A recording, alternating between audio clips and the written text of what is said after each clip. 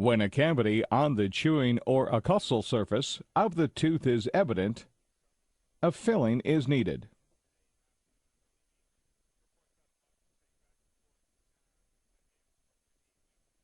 Tooth enamel is treated with an acidic conditioner called etchant. The etchant dissolves some of the mineral content of the enamel, creating surface roughness at the microscopic level.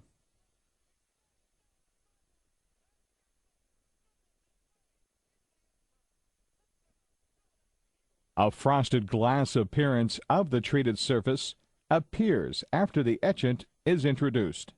The bonding agent is now applied.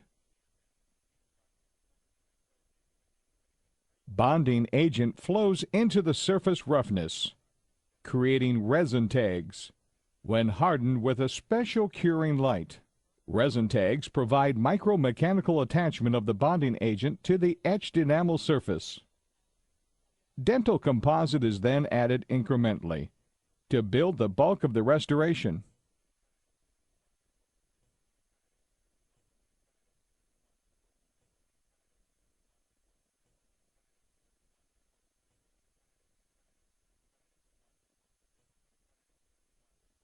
Each increment chemically bonds to the previous increment.